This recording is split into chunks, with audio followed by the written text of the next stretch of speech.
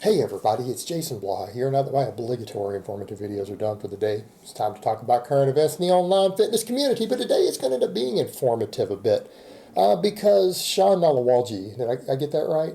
I've got an unusual sounding name too that people mess up. So it's all good, brother. Made a video, and I largely agree with it. I'm going to disagree with some of the minor points that he made later in it, but overall it was a great video, and it actually highlights a lot of the stuff that I discussed. So let me go ahead and put on my +5 out of Speechcraft, and let's talk about this. All right, Sean made a lot of points regarding people talking about training for strength versus aesthetics, and some of the misconceptions that are out there. And some of this is going to be slightly different viewpoint because he does come from more of a bodybuilding and aesthetics type mindset. Now, I don't know if he's an actual bodybuilder. You guys know people bring that up all the time, and I know it might sound like an argument of semantics, but someone who trains for body composition is not a bodybuilder any more than someone who wants a good deadlift is a power lifter, right? It's not the same thing. A power lifter is someone who competes in powerlifting. A bodybuilder is someone who competes in bodybuilding. And I disagree with the fact that Joe Weider tried to push that whole definition that people use now, because I don't like Weider. I don't like his empire. I think he was a terrible person. I don't like his dream being fulfilled of everyone who trains calling themselves a bodybuilder. And again, it's again more of an argument of philosophy there, and me just pushing back against certain parts of the industry. But Sean comes from that background, so there's an overlap because we do understand some basic things. But there's also going to be that disconnect because he clearly doesn't come from a strength background, and that's okay. We all have our own perspectives. But he pointed out that, it's not necessarily a bad thing for people to want aesthetics. And he talked about the negative ends of it, and he said, well, look, it can be a problem if you start obsessing over it. It becomes a negative in your life, creates stress. You become obsessed over every pound of fat, every pound on the scale, flexing the mirror all the time. Then you start going to drugs, and it creates neuroticism for certain personality types. And that's been my observation, and that's why I personally am against it. Because I've seen the really dark side of the bodybuilding world. And believe me, guys, the serious bodybuilding world is not a place you want to go. But he did talk about that, and that's generally why I push people away from that, because I see it all the time, because it's not like it's a rare thing. It's not like all these people on the internet right now who obsess over aesthetics. It's not like only a tiny handful of them seem to have this problem. From what I can tell, and this is just my opinion, my observation of it, it seems like the majority who get really into the whole aesthetics thing have those mental hang-ups. The majority seem to, and that could be just a misconception of the internet, but that does seem to be the case. An extreme amount of insecurity and neuroticism.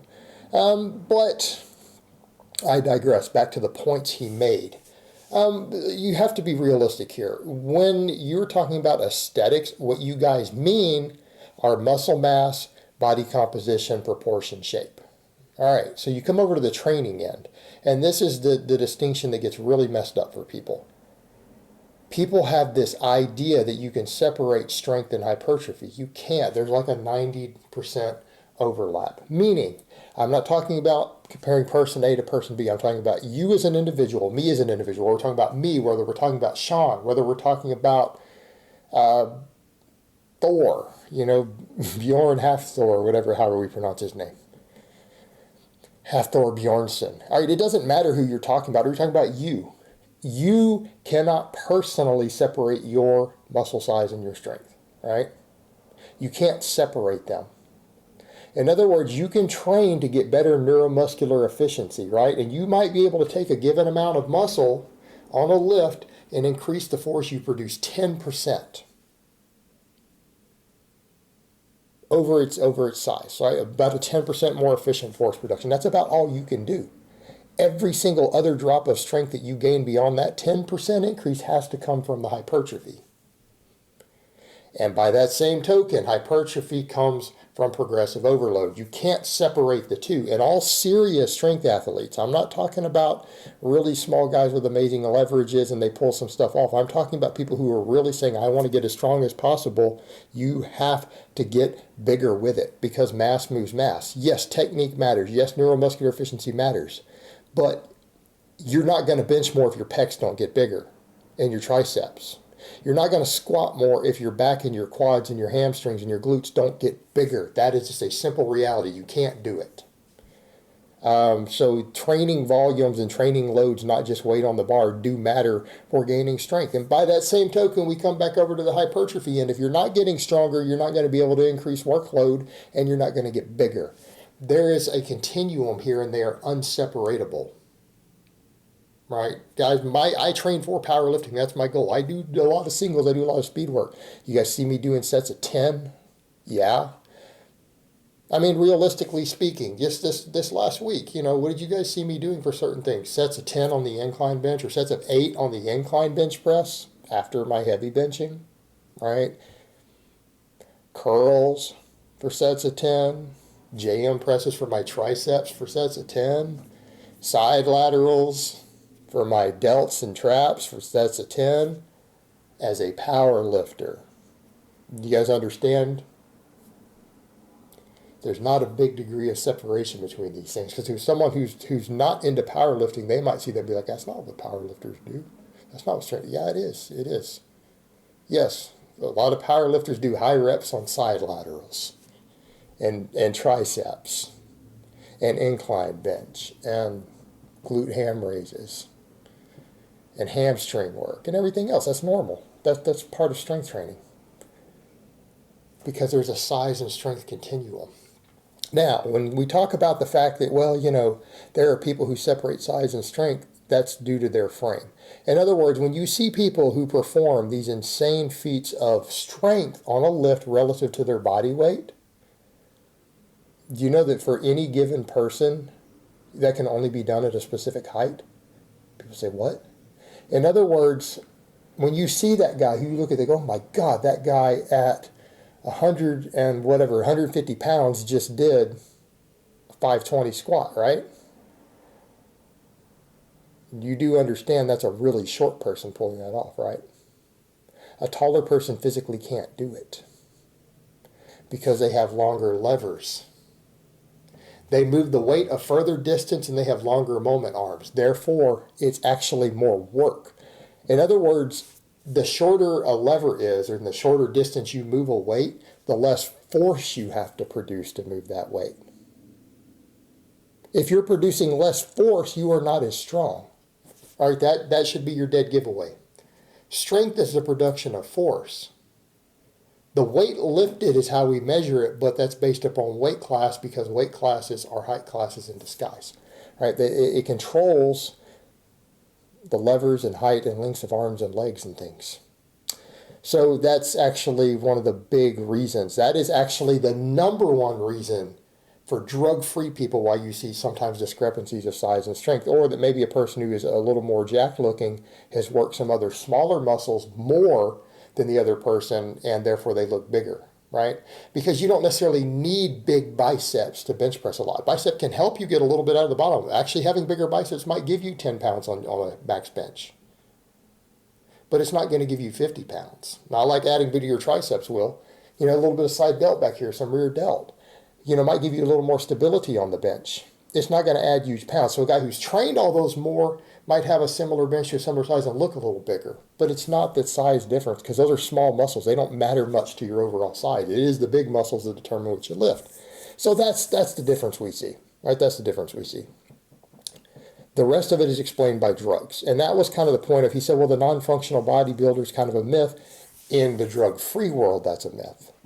Because realistically, every really jacked natural bodybuilder that you meet, and I mean the really jacked ones, I don't mean a guy who looks big in a picture because there's no one around him and it's just proportions and leanness. Really jacked naturals are strong. And no, when Sean says a 400 squat, I don't mean a 400 squat. That's not that strong, to be fair. Here's the numbers that I generally see. If you go look around at jacked naturals, jacked natural bodybuilders, here's been what I have noticed is the minimum. They usually can bench at least 350. They can usually squat at least 500, and they can usually deadlift 600 plus. Almost every single jacked natural bodybuilder I have met can do those things. That's normal, because you can't separate that size and strength. And I'm glad, because he more or less addressed all that. He didn't break it down as succinctly as that, but he went into that continuum that you can't separate the two. The only thing where I think he got lost was when he talked a bit about performance And he said, well, why not go to these other things? And I think that's a great question. But number one, Sean, I would remind you, and this is where the strength background comes in and strength and conditioning background comes in. Strength is the foundation of all those other things, right? Strength carries over to being a better sprinter. That's your foundation. So, I mean, when you say something like, well, it's no need for someone to have this, like the lifts that you listed are actually 3 out of my 5 basic strength standards. I agree, we should be better at just the squat, bench, and deadlift. That's not the only lifts we should be strong at. I tell people I have standards for the overhead press, the weighted chin up, the weighted pull up, right? I have strength standards for all that stuff because I think those are baseline strength. But the numbers that Sean listed are baseline strength. That's not a strength specialization. Every single athletic and healthy, fit young male should be able to hit those numbers. That's a goal they should reach for, drug-free, right? 300 bench, 400 squat, 500 deadlift. No, that you need to hit those. And if you can't hit those, you haven't acquired a strength base. Sorry, guys, I burped there. You haven't acquired a strength base yet. That is a strength base, not a strength specialization. That isn't powerlifting yet. 500 deadlift, that's strength base. And you come over to the point of how about squatting? Well, we fall back to those lifts. If you can't squat 400 pounds and you want to be a squatter, 400-pound squat is a strength base. If you get your squat up to 400, it will improve your sprint times. We come over to endurance athletes.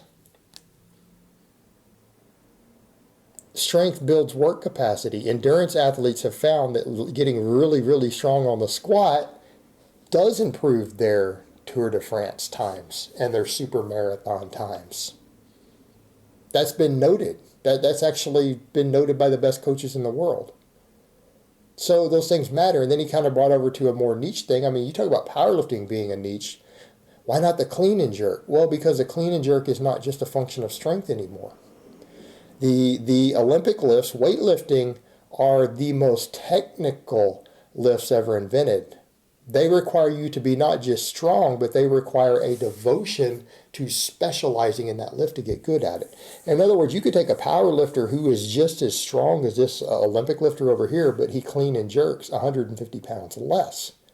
Because it's not just strength anymore. You're dealing with exercises that require a very, very, very large amount of time dedication to perfecting absolutely perfect technique to even apply the strength that you develop. But someone who has an amazing clean and jerk usually has an amazing squat and deadlift also. Right? I mean, realistically speaking, I mean, take someone with an amazing clean and jerk, someone who can clean and jerk 400 pounds. How much do you think that person squats? How much do you think they deadlift? Most people deadlift a hell of a lot more than they clean if they're good at the clean. So he can clean 400 pounds off the floor, up into the air. How much do you think that guy can deadlift? It's not going to be just 500 pounds. I can clean and then jerk. I mean, just to clean alone, doing a full clean with 400 pounds, that means that he can front squat 400 pounds because you have to front squat it back up. What's a 400-pound front squat? That's at least a 500-pound squat. So anybody who can clean 400 pounds can back squat over 500. Guaranteed. So, I mean, you start talking about this, well, these still carry over. I mean, the clean and jerk, for example, involves an enormously heavy clean pull from the floor, which is against a deadlift variation. It's harder than a deadlift. And a front squat, which is harder than a squat. A person who can clean and jerk any given weight can squat and deadlift a hell of a lot more than they clean and jerk. They have to be able to. So, but then they have to learn this extremely technical movement, which can take many years to master in addition to getting strong at all this other stuff. So, I mean, the point is that it's a very technical thing. Whereas in a squat and a deadlift and a bench are technical, but they are not anywhere near as technical. They're easier to learn, and they are a good proxy for strength. And that strength does carry over to all these other things. They will carry over to your martial arts. They'll carry over to your sprinting. They will carry over to your run times. Right? They'll carry over to these other endeavors. It's part of building a strength base. And that's the thing that we have to remember there. All right, guys, well, that's really all I have to say on that today. I hope it's been informative, and I will talk to you guys next time.